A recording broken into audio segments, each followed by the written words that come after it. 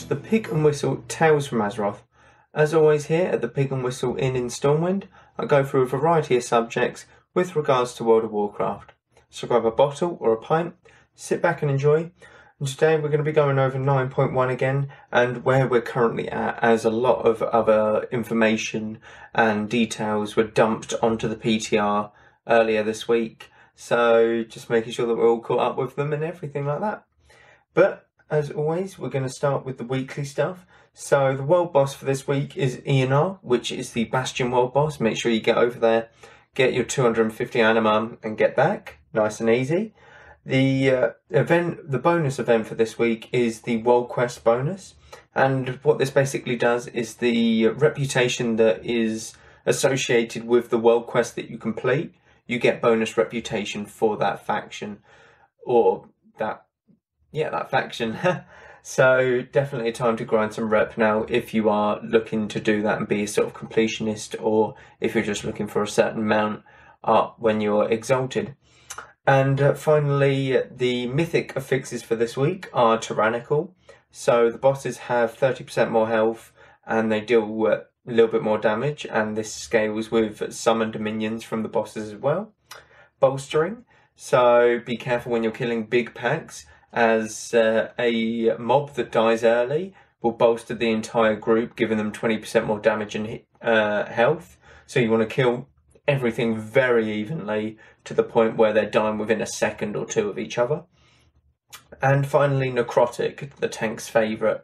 Necrotic is a stacking debuff for the tank that reduces healing received and is a damage over time effect as well. So make sure you've got some vials, if you're Kyrian, bubbles, purities, stuff like that.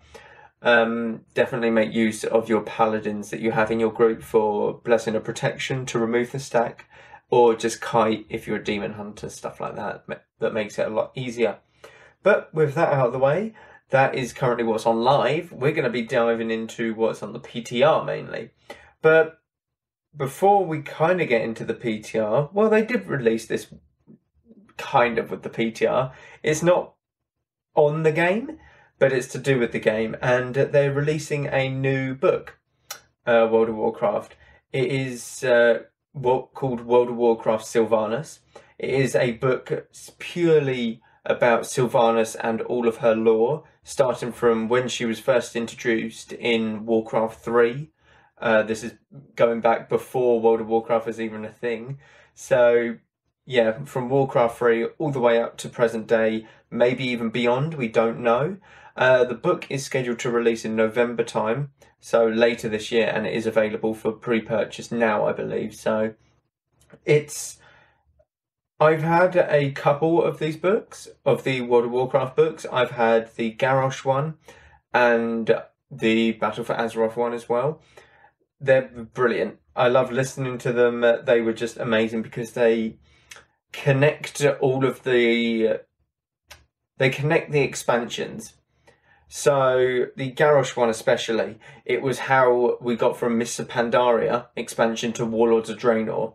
It might not have made sense why they're suddenly invading like this, like Iron Horde, but in the book it is very it is gone in very much detail and explained what has happened and why, and all of the events leading up to Warlords of Draenor.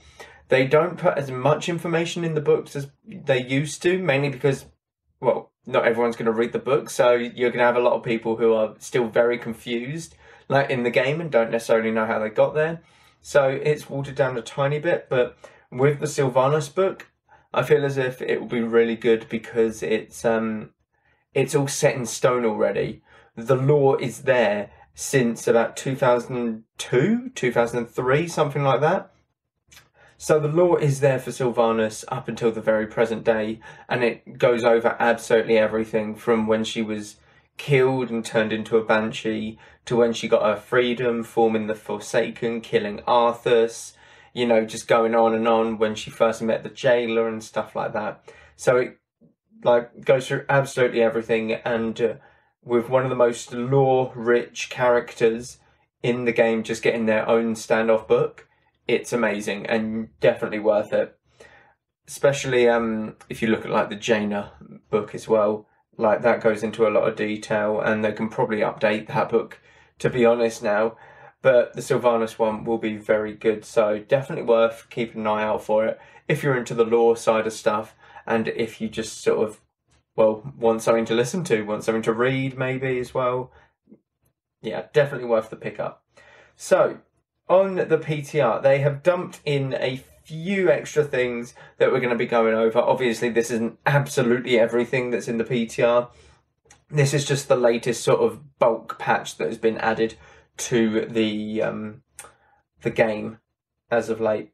So for Mythics, there's been a slight change in, or there's been an extra reward that has been added to Mythics when you complete a plus 20 key or higher on any of the dungeons. So the reward for timing a 20 plus key is basically you get a teleporter to that dungeon.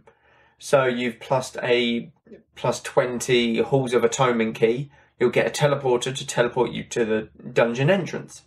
So, nice and easy. Obviously, you'd expect a bit more. Maybe this would be like the 15 plus key, and then if you want to push for that mount, it should be like 20 plus, but this is for those who are really dedicated and really want to push keys. Because if you really want to push keys, you want an easy way to just get there. Whereas some people just want the mount, and plus 15s are still hard, don't get me wrong. Plus 20s are where you're really pushing it and you want the best composition, you have sort of a leader, you're sort of interrupting in the right times, you know what you're doing, you've got a massive strategy that you've planned out before, etc. So the reward's not bad, it's just maybe they could add something a little bit extra, like a cosmetic from the dungeon or something. Maybe you turn into like a boss from the dungeon, like as a toy or whatever, just for 5 minutes, something like that, as well as the teleporter to the dungeon, just something fun. They have now added the Bfa Mounts, the PvP Bfa Mounts to be more specific. This is basically something that was meant to be introduced from the very start of Shadowlands, but it never actually was.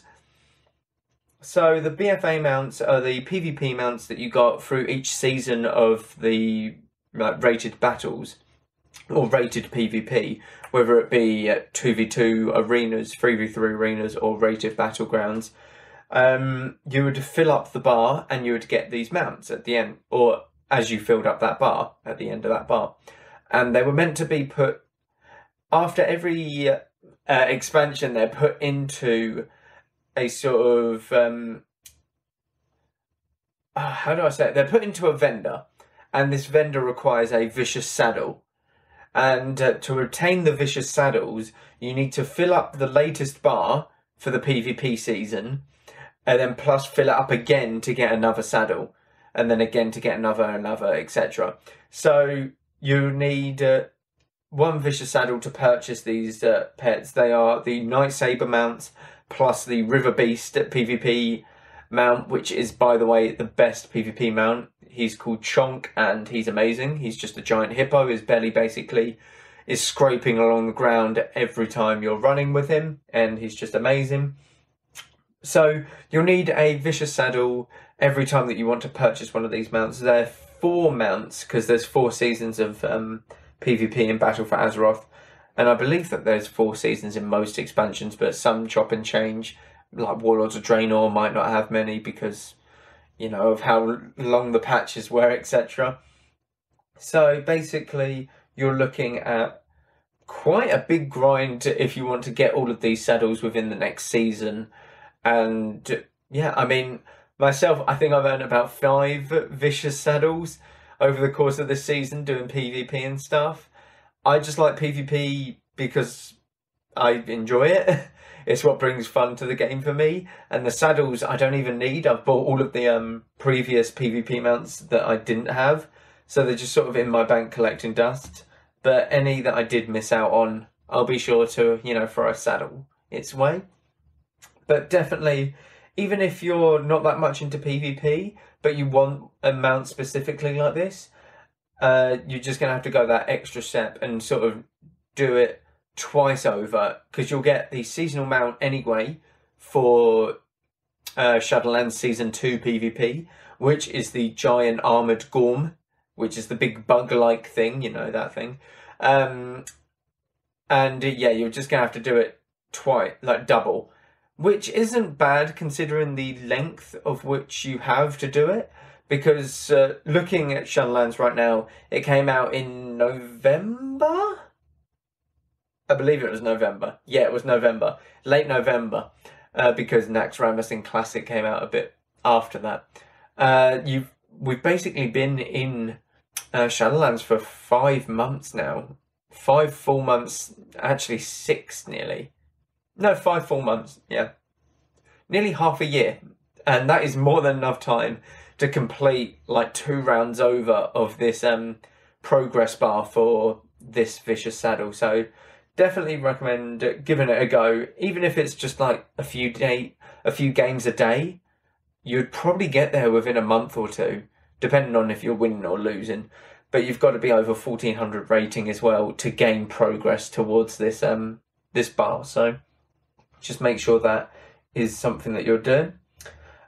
Some new currency was actually added on the PTR, and it's some new currency related to the Runecarver and Torghast, and they're called Soul Cinders. And basically, we don't know what it is yet. We have no idea, we're completely in the dark about it, but the only description is that it's used to fuel the Runecarver's chamber. Now, no one knows what that means, really. I can't really speculate what it means. I would imagine that you free the Runecarver completely from his chains, but he can't leave Torghast yet.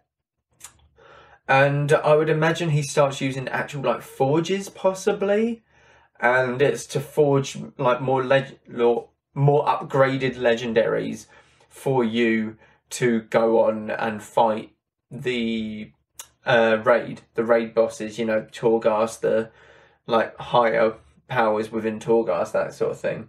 So that's my theory on it. It's used to actually upgrade your legendaries like even further than what they are now. And I would imagine they keep doing this throughout the entirety of Shadowlands. They might add a 3rd currency in Torghast, 4th one, and then it will be, you know, the next expansion. But I definitely think that this is what it will be used for. It will be used in legendaries of some sort. Maybe the Covenant-specific legendaries, but who knows, to be honest, who knows. We have a load of campaign chapters that have come out, actually. So previously on the PTR, you could only go up to Chapter 3, like the start of Chapter 3. So you could do Chapter 1 and 2 in its entirety, and there's 8 or 9 chapters, I believe. I can't quite remember. I believe it's 8. I want to say 8, just because it sounds better. But you can now do Chapters 3, 4, and 5 can now be tested and seen if they're, you know, working okay. There's no bugs. There's no sort of quest bugs where you're just standing still, where some NPCs are messed up, that kind of thing. And within these campaign chapters, this is a spoiler, by the way, so if you do not want to, if you don't want to hear, then don't worry about it. It's only a small spoiler, but it's still a spoiler, so I thought I'd warn you. But within these chapters, there is a Maldraxxus chapter, and it's basically got Thrall, who is the previous, you know, war chief of the Horde, Green Jesus as we know him, and Draka, who is his mother, but she doesn't know that Thrall was like, or is her son, because obviously she died protecting him as an infant, as a baby. So there's a bit of dialogue. I'm obviously not going to spoil that much because that's too much, but there's some dialogue between them and stuff. And yeah, they promised this in BlizzCon, that there would be sort of character interactions, more character interactions with the people within the Shadowlands. So you've got many different opportunities with that. You've got Darian Mograine meeting his dad, Alexandros Mograine, which, you know, there's been a little bit of interaction, but not as much in the Maldraxxus campaign. Like the actual story that's told at the very start of Shadowlands, there's a little bit of that interaction. Draka and Thrall is one that I was really hoping for, mainly because Draka is such a cool character within Shadowlands, and she's never actually seen her like son at this sort, like at a grown-up stage, whereas like Mograine did, and Mograine interacted with his dad a lot more, even on Azeroth. Draka and Thrall never got the opportunity to. There might be others. There might be, say, they might throw a curveball in and Bane might meet Cairn, who's his dad. He might find him in the moor, something like that. And that would be really cool. I would love to see something like that. The small interactions are what's going to make it, because a lot of people know the lore behind like some of these characters, and that's what keeps them in the game. The lore. Some people like it just for the gameplay aspect. Everyone likes it for many different reasons, but they want to introduce lore into the game a lot more so. And this would help them sort of bring it all together a little bit. It would get people intrigued in the lore. They might look stuff up. They might find out other things. So it opens many different possibilities in that regard to Blizzard. But yeah, there's something very fun to look forward to within chapters 3, 4, and 5, whichever the Maldraxxus chapter is. And I hope that they do more of these like character interactions with each other. Like I said, you got Thrall and Draka, you've got Mograine and Mograine. There's so many possibilities that they could do, and I think that they won't sort of pass up the opportunity to do so. Looking at Torghast again, we've got different layers now, or more layers within Torghast. So I believe it goes up to layer 12 when the previous layer was level 8.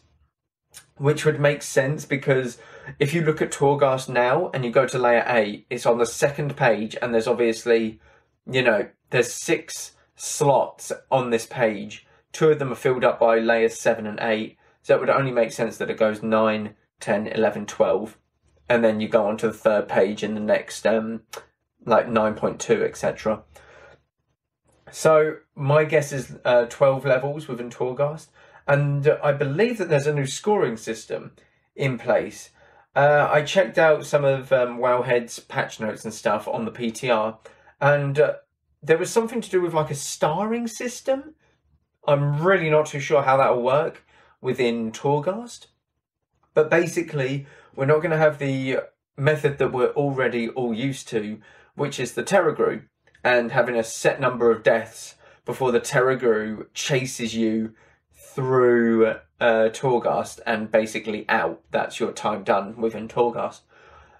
This is because obviously within the Tower of the Damned, or whatever it's called, which is the 9.1 raid, you fight the Terragru and you ultimately kill him. So yeah, he can't chase you in, Torghast if he's dead.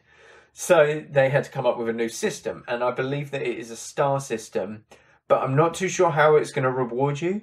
I would have thought there's achievements based around how many stars you get on the level, or how many mobs you kill, how fast you clear the level, stuff like that. It's all taken into account most likely, and when you get these achievements from completing everything at a 5-star level, you might get a cosmetic, you might get a mount, you might get something else. That kind of thing. That's my thoughts on this, and that's from what I've seen in this system. But again, this is all up in the air. No one knows quite yet what it is. We're just going to have to wait and see with this sort of change. So, along with 9.1, obviously you had the raid that came in, and the 2 bosses previously that were tested out were the Terragru and the Guardian of the First Ones, I believe he's called. Well, with the latest PTR update, you can now test the next 2 raid bosses, which is Soulrender Dormazane and the 9. So the 9 are obviously Sylvanas' Valkyr, and there's 3 main bosses, and they all draw strength from the other, like, 6-ish, while, like, they're pretty much there. Because the other 6, I believe, are dead. I believe from a lore perspective, I believe that they are dead. Within the game, they were put into the Maw, most likely. These 3 are actually alive and became Mawsworn. So, or at least they look to become Mawsworn from their, Raid Finder picture or Raid Journal picture. So, the 9 are very significant in terms of Sylvanas' lore. That will also be within the book. You'll see a lot of the 9, the Valkyr, the Sylvanas' Valkyr, within the book, which is really cool. And Soulrender Dormazane is basically someone who is torturing Garrosh. So within the Revendreth cinematic that we got before Shadowlands release, we obviously saw Garrosh being tortured to release anima. And obviously the more anima, the better for the Maw. And basically this is the dude within that cinematic who is torturing Garrosh. And there's another boss within later on in the raid who is basically the second guy torturing Garrosh. It's kind of, a family outing in terms of torturing, bonding with your family. So you get to test these 2 raid bosses as well. There's how many in the raid? God, I can't quite remember. 8? I believe there's 8. Yeah, and obviously towards the back end of the Torghast raid, you've got some very big characters there, like Kel'Thuzad, Sylvanas, and stuff like that. So they're going to look to test them at a very much later date, and I would have thought they'd put them up even separately on the PTR, mainly because they might have more in-depth mechanics as they're towards the back end of the raid. As you go through the raid, you're sort of obviously looking at more and more mechanics, more detailed mechanics towards the end. Otherwise, if you get the easier bosses towards the end, it's just going to be a bit shit, isn't it? So, again, they've still got a lot to do in terms of putting up the PTR and getting it out there for live servers. But with this update, they did update quite a bit. Obviously, the Mythics, the Bfa Mounts, Soul Cinders. So they're getting all of the core components ready, and they'll add all of the other stuff. Obviously, raid testing is going to be a big thing for them, because it is like high-end PvE, and loads of people tune into the world first for Mythics and like Heroics. So that is where they're going to grab some like quite good press and sort of good coverage of it. They're going to get the game out there a lot more than what it already is. So they want to make sure that these raids are pristine and looking good. They're feeling good. There's no bugs. There's no nothing. They don't want to show it in a bad light, etc. But they're getting there. If you had to put a like time date or timestamp on it, I would say June. I'd say mid-June, late June. Now, that's late in terms of patches for World of Warcraft. Specifically, like, this is the longest patch. This is, like, Shadowlands to 9.1, so 9.0 to 9.1, has been the longest, like, patch, like, date. There's been nothing in between. Obviously, you had 9.0.5, but, like, I think it was about 70 days, that you were looking at for Legion, each patch, like each major patch, which is 2 months. You're looking at 2.5 months maximum if you're looking at Legion patches. I mean, 2 months in, that would have been Jan. That would have been end of January. That would have been beginning of February. So we're at least 2-3 months over that time limit already, or more than double. So, look, the only thing, it's tough in terms of 9.1 getting it out there. You obviously have COVID, which is, just done absolutely everything. It puts everything in the world to a standstill, like pretty much the whole of last year. So it's tough to constantly function and, talk to people like while you're trying to work from home and stuff. I believe that they are still working from home as of now. They're doing, obviously, voice acting from home. They're doing absolutely everything. So you've got to cut them a bit of slack in that regard. But we would have hoped for something by now, like a lot more on the PTR. Maybe it's ready to go live, but you can't rush it. If you rush it, you're going to get bugs, you're going to get loads of things that people don't like, you're not going to get the amount of content that you actually want to get. You're going to get, you know, Warlords of Draenor type content. You're not going to get much. It might be good, but you're not going to get much at all. And a lot of people complain about more of the amount of content that you get rather than the quality. Because if you look at the content in Warlords of Draenor, the quality was actually really good. The raids were one of the, like, some of the best in the game. It's just there was nothing. There was literally like nothing in between. It was, you have raids and, you know, a few other bits here and there. An entire patch was dedicated to the selfie camera. I mean, that was the selfie camera patch. I mean, yeah, it's tough. It's tough to find that balance, but the only thing that we can do is hold on in there, keep an eye on the sort of patch notes, what's happening, etc. Unless you don't want to keep an eye on the patch notes and be completely in the dark and, you know, just experience it when it does come out, which I do understand why that's good fun, because that would be really fun. I just have no willpower to do so, to be honest. I see the patch notes and I'm like, yep, I gotta know right now what's happening in the game. So, you know, if that's how you want to experience the game, by all means. But you just got to keep persisting, keep going with the game. There's obviously something that you can do within the game while you wait, whether it's grind reputations, pet battles, arenas, raiding, dungeons, mythics, etc. So leveling ults and just trying out many different things, try out different specializations, talents, etc. So many different things that you can look towards while we're waiting for 9.1, but all we can do is wait. And I'm sure when 9.1 comes out, it will be worth it. At least I'd like to hope so. Anyways, that's going to do it for today. Thank you all very much for listening, as always. Please do check out the Pig and Whistle socials. They can be found on the Pig and Whistle website, as always. It's www.pigandwhistletales.com. Thank you all very much for listening, and go with Valor, friend. Goodbye all.